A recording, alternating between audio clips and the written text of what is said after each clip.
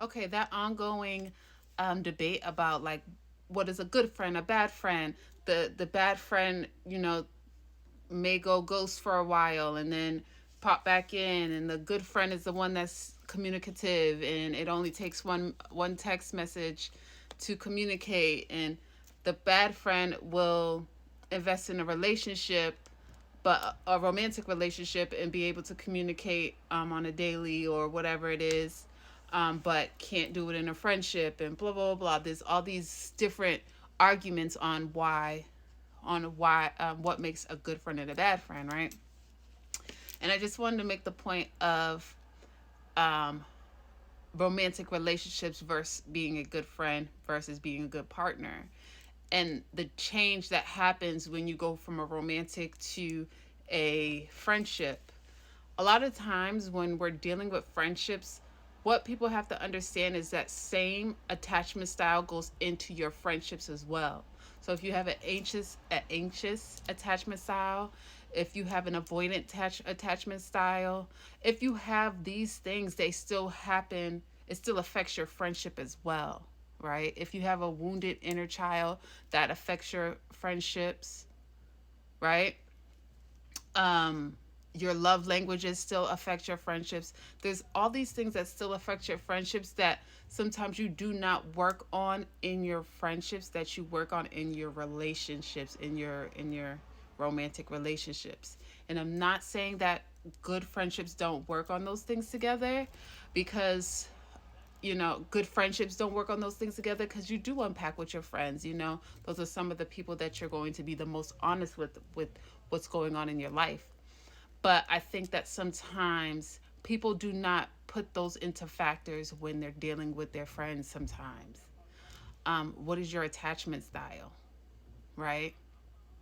um, what are your childhood traumas? I see that play out a lot, right? If you're a child who felt neglected and not heard, and you're dealing with a friend who also felt neglected, but decided to go within, is more quiet, and deals with their and deals with their issues by detaching, or by dissociating, by doing these other things that happen to them in their what they what's happened to them in their childhood, and how they've turned it into their adulthood. It happens in friendships too. And I want us to just give each other grace, because sometimes I just feel like people are being extremely unforgiving. It's like, you're a bad friend, you're a good friend. And it's like, wait, I'm actually dealing with my attachment style. We are dealing with both of our attachment styles. So I may have felt neglected and didn't feel heard. So now I'm a person that's like, you have to talk to me now. And I need to deal with this now. You're triggering me. I'm not feeling heard. I'm not feeling respected. You're going to respect me, right? Some people turn out to be like that. And some are like, whoa, you're not respecting me because you're not respecting my space. Do you see how two can clash? I need a minute. I don't run on your time. You cannot tell me when it's time to talk and when it's not time to talk. And now I feel unsafe, and now I'm even more pushing back. And then the other person is like, well, you're not talking to me, you're not hearing me, you're not communicating, so I feel unsafe. And you're a flake, and you're a bad friend.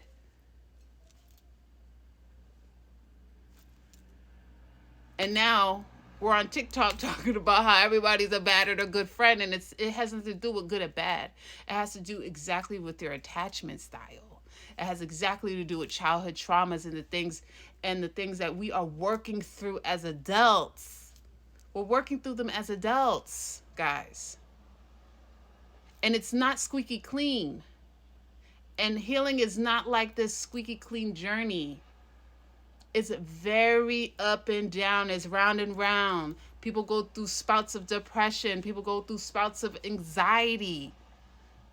We're also dealing with the fact that sometimes our lives don't end up the way that we want them to be. And people deal with these things the way they deal with them. And I'm not saying one is good or one is bad.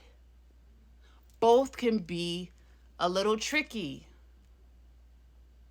Because you telling me that I need to talk to you when you feel like you need to talk to, when you feel like you need to be talked to, is a lot for me.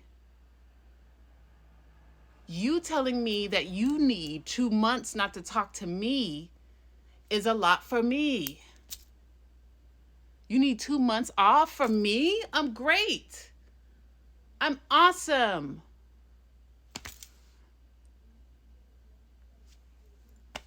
You can't communicate when I'm telling you to communicate? You get what I'm saying? It's like, it's all ridiculous. It's all ego. It's all ego. It's all ego. And in romantic relationships, especially if it's like marriages and stuff, it's like till unalive do us part or whatever. You start to work on those things. You start to unpack those things, in a healthy relationship. And it's like you've decided that, we're going to get through this together. It's you can't compare romantic relationships and friendships.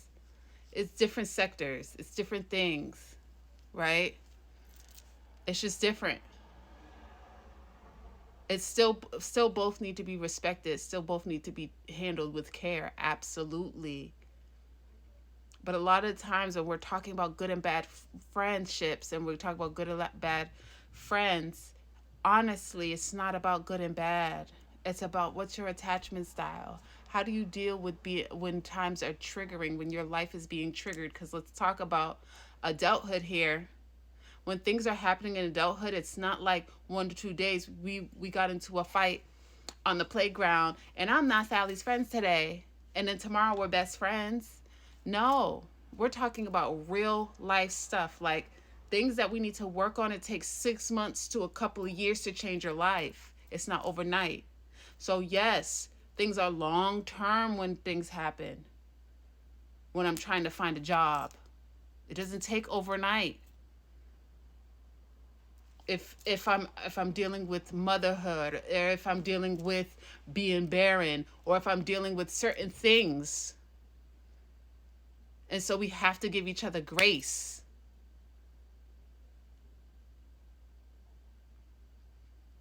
It's not about good or bad. It's about learning to understand each other. And that shows up in friendships. It shows up in friendships. So we have to be able to hear each other. Not determine my way is the best way. Because either or can be a little tricky. And then now we're making each other feel bad about ourselves. And that sets us back even further. That's not the point. Because what's the point, right? Because we're friends. We're supposed to love each other.